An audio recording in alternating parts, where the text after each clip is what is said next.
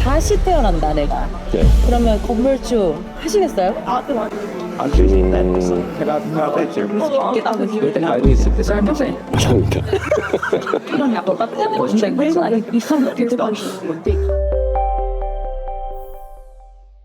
안녕하세요. 이렇게 어렵고 힘든 부동산 시장에서 아주 성공적으로 임대업을 운영하고 계시는 건물주님 모셨습니다. 잘생긴 몽클남을 소개합니다. 안녕하세요, 몽골남입니다. 지금 이렇게 봤는데 연세가 별로 안 되신 것 같거든요? 30대? 근데 연세라고 물어보시고 30대라고 하시는 건 좀 네, 40대입니다. 네. 40대 건물주분이 그렇게 많지가 않은데 굉장히 젊으신 건물주이신 것 같아요. 그러면 건물을 맨 처음에 매수를 하신 게 한 2017년에 네. 매입을 하셨군요. 그러면 8년째 지금 임대업을 운영 중이신 거죠? 네네. 와, 대단하시네. 비트코인, 주식, 뭐 예금 여러 가지가 많잖아요. 근데 왜 건물에 투자를 하셨어요? 부동산이라는 자산은 조금 안전하다는 인식들이 많잖아요. 그러다 보니까 부동산에 대해서 좀 관심을 갖기 시작했고 처음부터 건물을 목적으로 하진 않았고 아파트나 아니면 주택 위주로 많이 생각을 했었는데 당시 조금 이제 건물 시장이 관심들이 좀 많이 생길 때였던 것 같아요. 예. 그 당시에는 로망도 있었고 멋있잖아요. 예. 예. 멋있나요? 네, 그때는 뭐 그래서 이제 주변에 아시는 분들이나 부동산에 좀 전문가이신 분들한테 좀 상의를 해서 이제 여러 매물들을 여러 지역을 또 같이 알아보면서 적합한 건물을 찾게 되고 그래서 그 건물을 이제 개입을 해서 지금까지 관리를 하게 됐습니다. 지은 지 오래된 구축이었나요? 아니면 신축이었나요? 신축 건물이었고요. 네, 그래서 좋았던 것 같아요. 근데 그 당시에 이제 부동산 전문가 분들하고 이제 상의를 했을 때 근데 이왕이면 신축보다는 구축이 낫다라고 얘기하시는 분들도 계셨고 아니면 신축이 처음 관리를 하는 사람 입장에서는 신축이 더 관리하기 편하겠다. 그래서 그걸 고민을 하다가 적당한 매물이 나오는 건물이 신축이었던 거죠. 대표님 이거 매입하실 때 보통 강남이나 이제 이 지역에 요즘 투자하시는 분들은 매매가의 감정가를 내서 80% 정도 대출을 받으시거든요. 근데 대표님 몇 프로 정도 대출 받으셨어요? 대략? 한 4, 5%? 네. 엄청 비율이 작으시네요. 대출 이자를 많이 줄이고자 좀 생각을 했었고 제가 그 당시 금리가 정확히 기억은 안 나는데 좀 유리하진 않았던 것 같아서 그래서 더 대출 부분을 좀 줄이고자 했던 것 같아요. 네. 최근에 우리가 금리가 4.5% 정도 나오거든요. 그 이자 거기다 그러면 또 주택 건물이기 때문에 임대료가 상당히 안 될 가능성이 많죠. 네, 그런 거를 미리 생각을 하시고 비율을 굉장히 작게 하셔서 들어가시면 와 완전 잘하셨네. 똑똑한데? 그러면 지금 운영을 하고 계시는데 주택은 굉장히 많잖아요. 세대수가 세대이기 때문에 이런 운영은 어떻게 하시는지. 처음에는 좀 어려운 점도 많았고 어디서부터 뭘 해야 될지 전혀 몰랐어요. 그냥 일단은 세입자들이 요청하는 거 그걸 최대한 맞춰주고 갱실 나지 않게 하는 거 건물을 위생이나 아니면 여러 가지 부분에 있어서 잘 관리를 해야겠다는 부분에 좀 집중을 해서 시작을 했었는데 이제 지금까지 해오다 보니까 정말 신경 쓸 게 많은 것 같아요. 예. 뭐 전구, 가구, 갈구, 교체하고 이런 거 정도야 뭐 그냥 보통 생활하면서 할 수도 있는 부분인데 그 이상의 것들이 이제 발생했을 때 그걸 대처할 수 있는 능력이 많이 부족하다 보니까 주위에 뭐 설비하시는 분들 또는 이제 관련된 분들을 찾아서 물어보고 찾아보고 그래도 요즘 또 유튜브라는 채널을 통해서 많이 또 정보를 습득할 수 있기 때문에 그래서 혼자서 공부하고 배우면서 그렇게 관리를 하고 있습니다. 예를 들면은 대표님과 가끔 술자리를 하고 있으면 늦은 시간에 세입자들이 연락이 오면 네. 저는 답을 안 해주실 줄 알았거든요. 근데 늦은 시간에 불구하고 세입자들한테 일일이 답을 다 해주시더라고요. 그래서 왜 그렇게 하시냐, 그냥 내일 해주시면 안 되냐. 그러니까 이 세입자가 얼마나 지금 불안하시겠냐, 나한테밖에 얘기를 못 할 텐데 이 사람 이렇게 일일이 다 해주시더라고요. 그래서 거기서 너무 놀랬고. 혹시 에피소드 있나요? 에피소드는 많죠. 한 몇 년 전에 여름에 폭우가 많이 오잖아요. 네. 그날도 비가 엄청 많이 온 날이었어요. 근데 세입자 한 분이 여름이니까 이제 외출할 때 이 베란다 쪽 창문을 살짝 열어놓고 가신 거예요. 근데 강수량이 너무 많아서 일반 도로도 많이 잠기고 이럴 때라서 배수구의 구멍이 이게 넘은 거지. 네, 그래서 이게 점점 수위가 높아지면 집 안으로 들어온 거예요. 네. 아찔하다. 네. 근데 그분은 외출해 있으니까 모르고 그 아랫집 사시는 분이 그냥 외출했다 집에 들어오는데 계단으로 물이 계속 흘러내려오는 거죠. 그래서 올라가 봤더니 그 집에서 현관 밑으로 물이 새어 나오는데 두들겼는데 사람은 없고 그래서 저한테 연락이 와서 달려갔는데 저도 운전을 하면서 가면서 폭우가 엄청 많이 오잖아요. 진짜. 대교 차 도로 다 막히고 막 어떡해. 마음은 불안하고 거기 사시는 쌤씨한테도 연락해 빨리 집에 와라. 그분도 당황해서 알겠다고 했어요. 그래서 갔더니 이제 완전 그 난리가 집안이 났구나. 물바다가 된 거죠. 저랑 그 세입자랑 같이 진짜 마른 걸레를 마트에서 가서 막 진짜 몇 개를 사와서 진짜 다 닦고 물 짜고 어머 어떡해. 그 집안도 같이 다 닦고 사실 그게 지금 생각하면 제일 아찔한 경험이었고 지금도 비만 오면 걱정이 되는구나. 제 무릎보다는 건물이 근데 아까부터 계속 눈물이 그렁그렁 하세요. 네.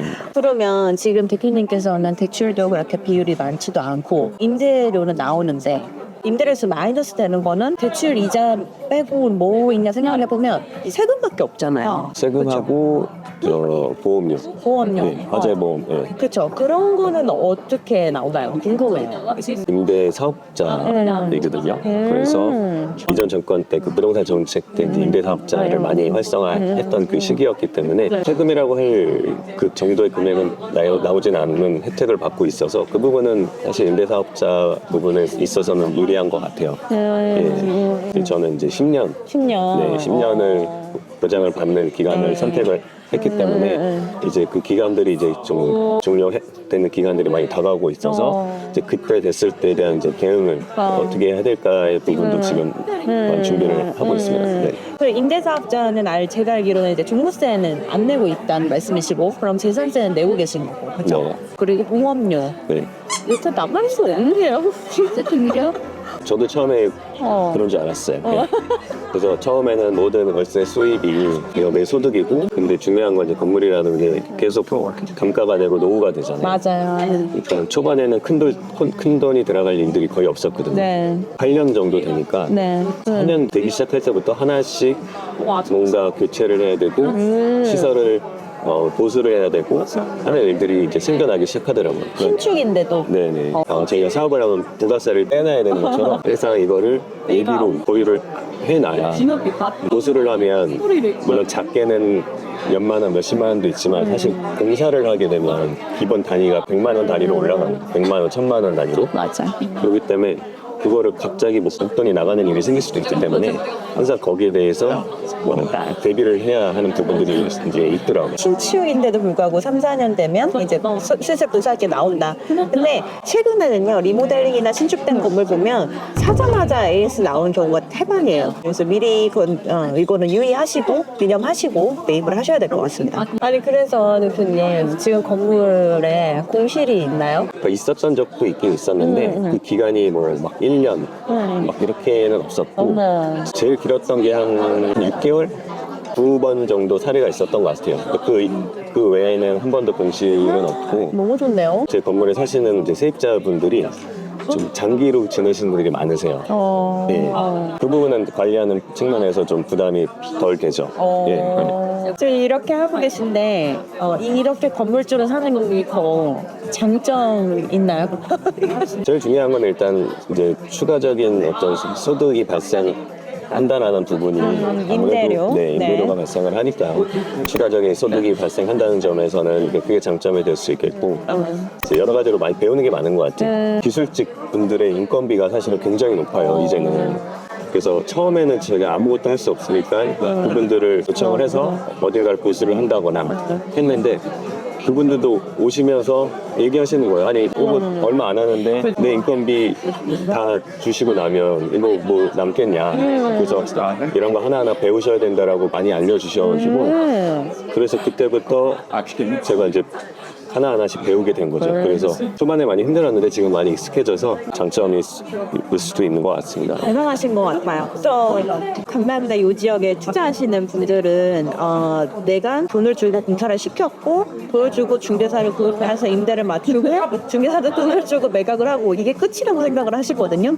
근데 이제는 그럴 때가 아니라는 거예요. 대표님 말씀은 사실 글린생활 스타일과 생각은 다르긴 하지만 그래도 이제는 내 건물에 대해서 내가 알아야 된다. 그들이 만약 제대로 안 해주면 온전히 피해는 내가 있는 거예요. 네, 그렇기 때문에 그 자리에 지금 꿀라님께서 하신 말씀처럼 내가 다 알아야 한다는 거. 네, 그거 진짜 좋은 포인트 같습니다. 그 단점 알 것 같아요, 꿀라님.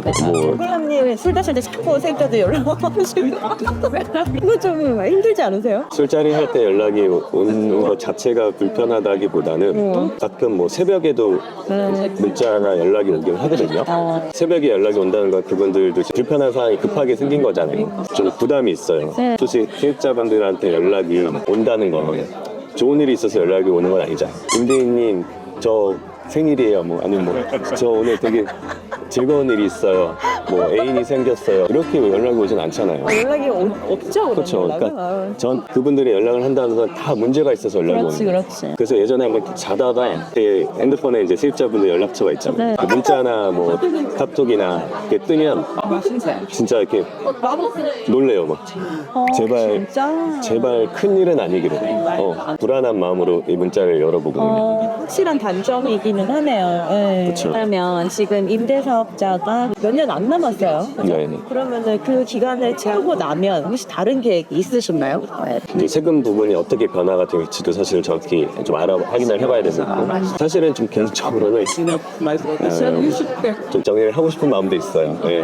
종료가 돼도 이 노하우를 가지고 더 계속 잘 관리를 할지 그리고 그게 더 유리할지 그리고 조금 더 보유하고 있다가 나중에 뭔가 좋은 시기에 매도를 하는 게 나을지 여러 가지로 좀 복잡하게 생각을 하고 있습니다. 네. 지금 부동산 시장이 썩 좋은 시장은 아니니까 그걸 보시는 입장에서는 지금 팔아도 큰 이득이 없겠다라는 생각도 드실 거고 그러니까 고민이 될 것 같아요. 지금 건물을 투자를 해보셨으니까 앞으로 내가 또 투자를 한다.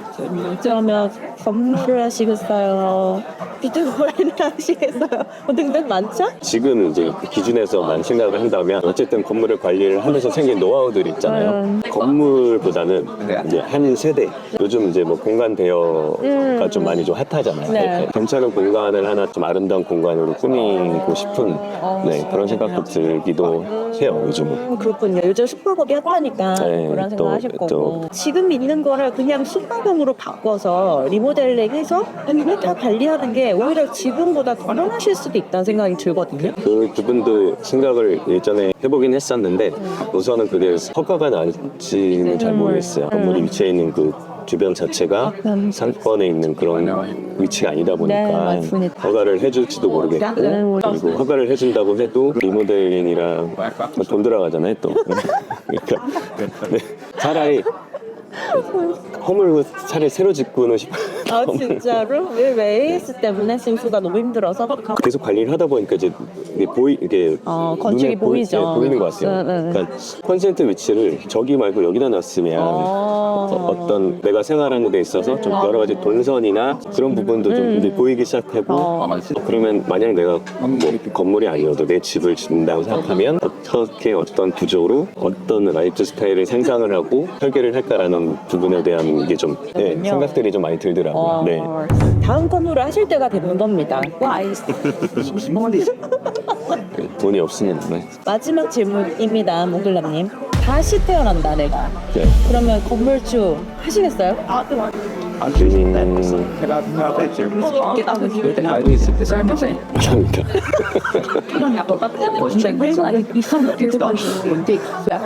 왜요? 너무 힘들어요. 네. 도인에게 화가 아니면 몽글람님이 본인도 모르게 진심이 나와버렸어요. 근데 그 정도로 건물은요 3년 전만 해도 유행이 됐잖아요. 매입을 해서 뭐 뚜닥뚜닥 짓고 임대놓고 재매각하고 얼마 벌었다 이게 이제는 아닙니다. 예, 건물주도 직접 본인 건물을 다 일일이 알아서 관리를 해야 되고 신경 쓸 수밖에 없어요. 이렇지 않으면 건물 이제는 큰일 납니다. 예, 그래서 오늘 이렇게 직접 이 현장에서 느끼고 계신 건물주님, 물골다리님 모셔서 솔직한 얘기를 그냥 끄집어내봤고요. 물글남님께 궁금하신 사항이나 아니면 하시고 싶으신 말씀 있으시면 저희 댓글로 남겨주세요. 감사합니다. 이거 해줘.